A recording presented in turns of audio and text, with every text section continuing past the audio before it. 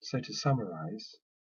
the kinds of terms and phrases that we use in curriculum design are aims, so the specification of what the module or the program is intended to do, in terms particularly of what it is we want our students to be able to do at the end. And then the gradual translation of those aims into learning objectives, so the writing of our learning outcomes, which is the third step, and eventually the articulation of the assessment criteria, which will be, as it were, the driving energy behind the structure of what we teach, but also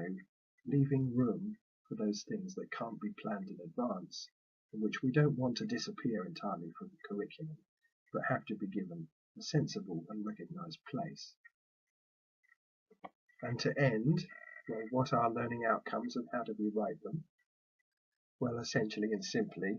learning outcomes are verbal phrases, including verbs or doing words,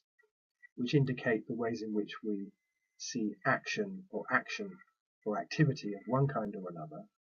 as being the performative aspects of learning and its outcome. So I'll show you some examples. So anything like, for example, specifying communication skills in terms of a basic grasp of the underlying theory would translate into learning outcomes like this, that students will be able to show how they can incorporate a range of new communication skills and strategies within their existing competencies, and that they will have explored their current abilities in communication in a variety of settings. And you can see simply from those how that becomes the framework for organizing what will be done in the teaching setting, so that teaching is projected by the learning outcomes and the design of the test, rather than being a list of content that comes before all else and is tested only at the end. Likewise, in this second example, how in a health education program, for example, the learning outcome becomes, or the set of learning outcomes are related to the general aim and become specified as participants will be able to describe a range of health education methods that they might use in their work. They will be offered the opportunity to explore their existing health education role and identify ways in which they might develop and extend that role. And finally, the program will enable them to gain basic awareness of methods of planning of health education interventions. Again, the important point really is that from aims we move into the specification of the outcomes, which then tell us how the teaching needs to be organized to develop the student's capacity to achieve those outcomes. And in fact, what it projects inevitably is a view of assessment which is more than just the final test. Of course, the final test is important and it has its place, and there is a degree of valid quality assurance which is pertinent and relevant. But it also means that a lot of our testing is developmental and probably should be formative and as well as summative at the end.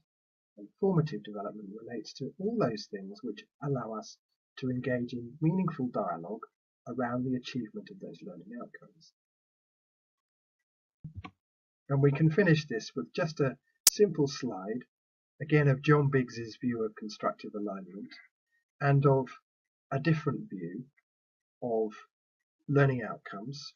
that to some extent we already saw in the Bloom's taxonomy, but where Biggs maps them just slightly differently, in a way more deliberately articulated in relation to higher education,